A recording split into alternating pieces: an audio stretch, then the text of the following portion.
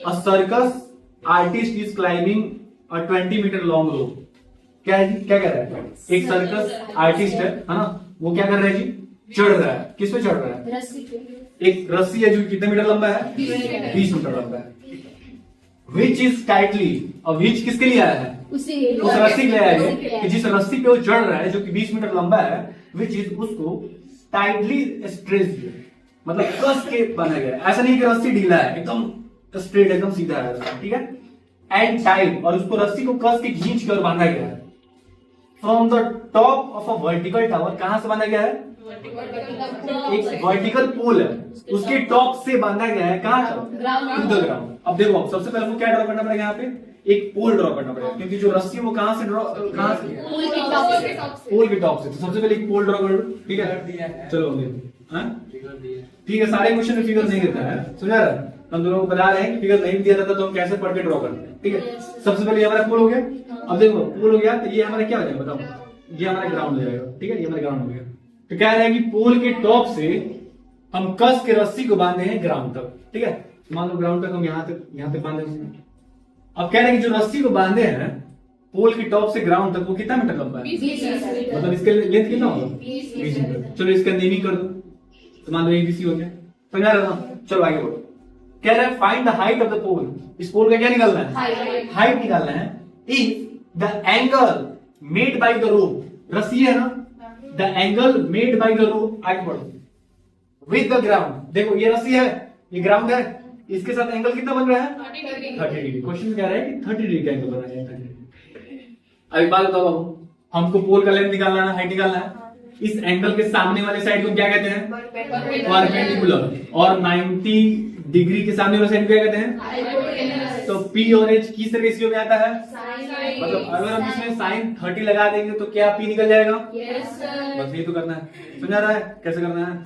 एक बार figure draw हो गया, बस तुमको बस देखना है कि कौन सा रेशियो हमको पता है और उसमें क्या क्या हमको नहीं दिया है, बस वही रेशियो लेना है और वैल्यू निकल जाएगा, ठीक है। तो देखो फ्रॉम द फिगर, अब यहाँ पे हम कौन सा रेशियो लेंगे? इन ट्रायंगल ABC, ठीक है, हम ले लेंगे साइन 30। तो साइन 30 पहले तो इसका वैल्यू ले लो, तो साइन 30 हो जाएगा AB बट्टा AC हो जाएगा, तो AB बाई AC, ठीक है। साइन 30 का वैल्यू कितना होता है? 1/2 होता है। चलो AB का वैल्यू को फाइंड करना है ना, तो AB का भी रहेगा, और AC का वैल्यू कितना दिया है?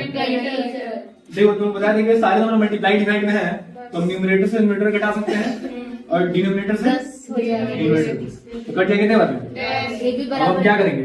Cross multiply. तो AB इंटू 1 AB आ जाएगा, और यहाँ से 10 मीटर हमारा AB का लेंथ आ गया। और tree breaks due to storm, एक पेड़ टूट जाता है किस वजह से? तूफान की वजह से।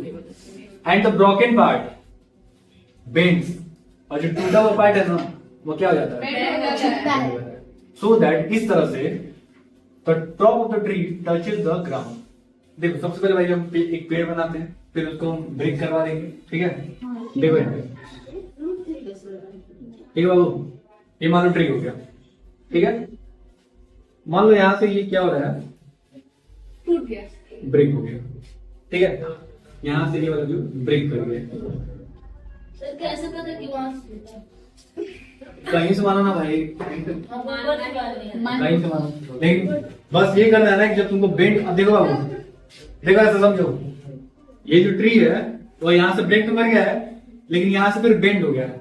मतलब ऐसा नहीं है कि ब्रेक करने के बाद टूट के एकदम अलग हो गया है ना, पेड़ पे एकदम लेटा पड़ा है, ऐसा कुछ नहीं है, ठीक है। बस यहाँ से ऐसे बेंड हो गया, ऐसे यहाँ पे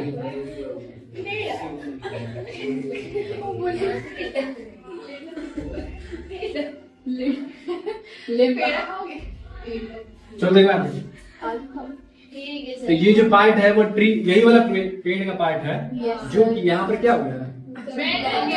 बेंड हो गया, तो क्या रहा ना?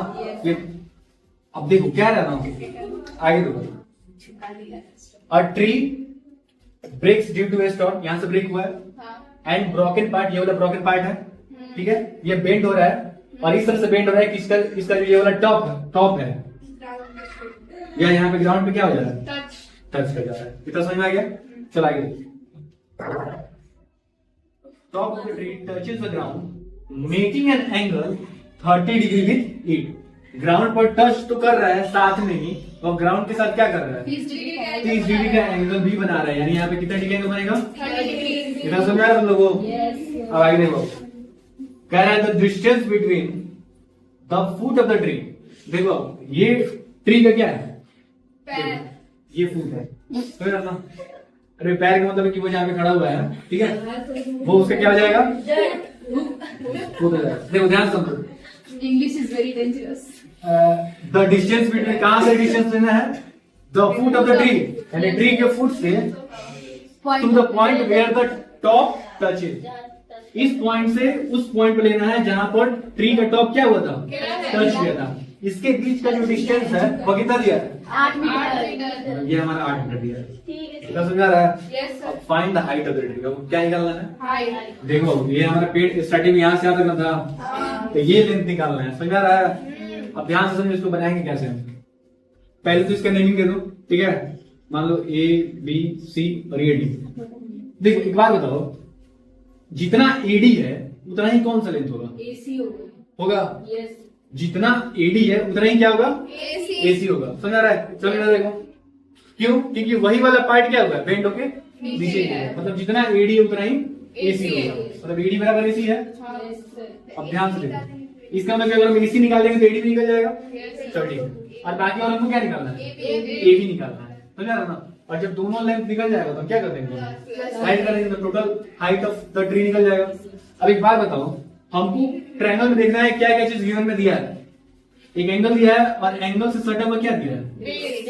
एंगल से सटा हुआ साइड, यानी हमारा बेस हो जाएगा। अब अगर हमको ये लेंथ निकालना है तो एंगल के सामने वाला साइड को क्या करते हैं? P और B किस रेशियो में होता है? 10। तो सबसे पहले हम क्या लेंगे? 10 30 लेंगे तो P निकल जाएगा। और उसके बाद से अब हमको B पता है और क्या निकालना है?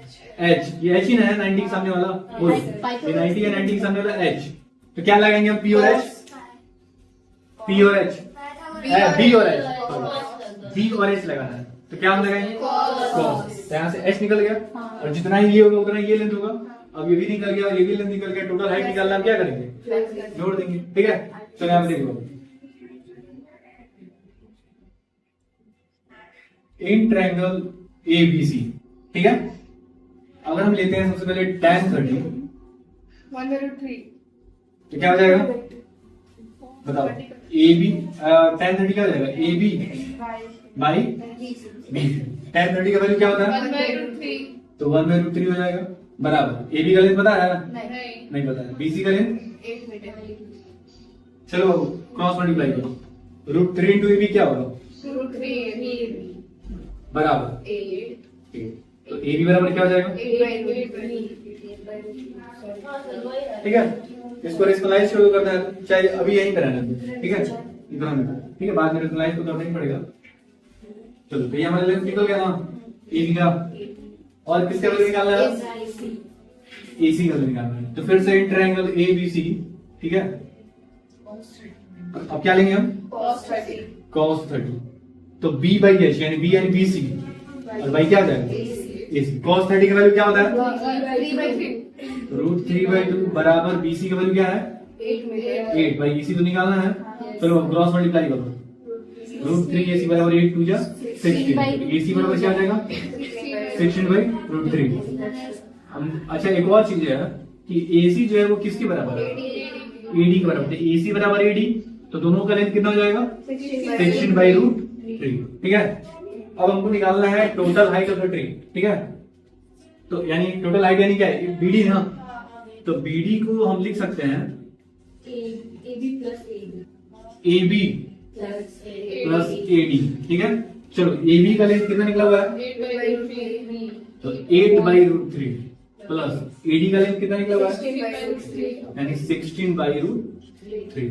चलो एलसीएम ले लो, √3 आएगा तो ऊपर भी सेम आएगा ना, ऐड करो।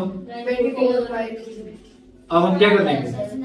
रेशनलाइज कर देंगे। ठीक है, तो देखो अभी √3/√3, चलो ऊपर क्या आएगा वैल्यू? नीचे क्या आ जाएगा? 3 आ जाएगा। चलो कटेगा कितने बार? 8 बार। 3 8 24, तो हमारा वैल्यू आ गया कितना? 8/√3। यानी ये हमारा रहा हाइट ऑफ द ट्री। ठीक है।